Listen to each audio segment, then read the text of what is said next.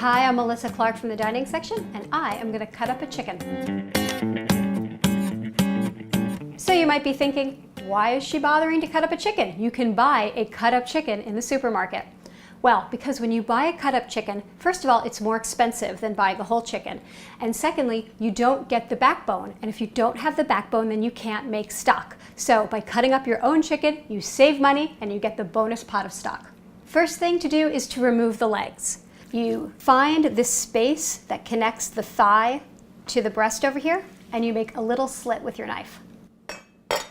Once you've made a slit, you can kind of see what's going on in there. And I'm going to pull this leg and I'm going to pop the bone out.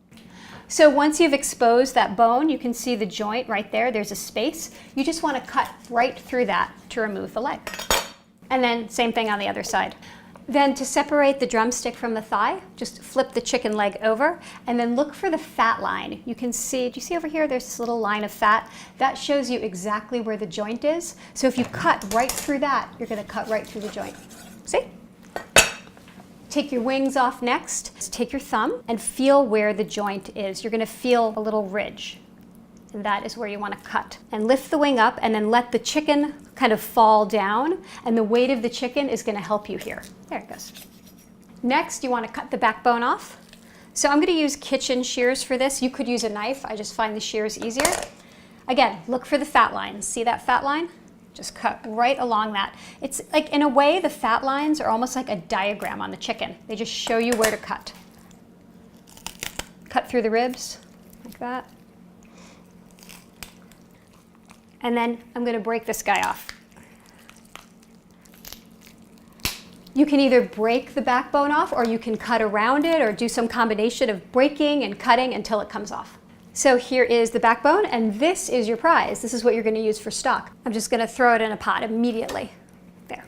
And now you're left with the breast. So what you want to do is separate this into two halves. So you just want to make a little slit right in this bone right here, just so that it'll help you break the breast into two. Okay, now flip over your breast again. And I'm just going to bear down on it, and where you made that slit, the bone is just going to crack. There, you can feel it. There we go. Now smooth out the skin again, and then just cut right down the middle. Because you've broken that bone, it's going to be easy to cut right through. And that's it. At this point, I've cut my chicken into 8 different pieces. This is how I like to cook a cut up chicken. If you want, though, you could cut these breasts in half.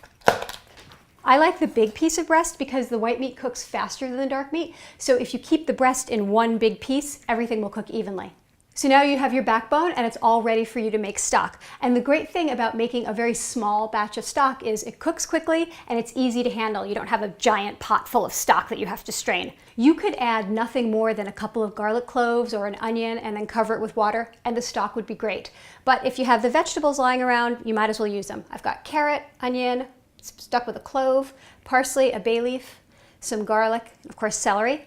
Throw that all in, cover it with water, let it simmer for maybe an hour or 2, and then when I strain it, I'll probably have maybe 1 to 2 quarts of stock.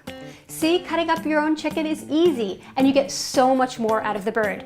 You get dinner one night, and then you get stock to have on hand.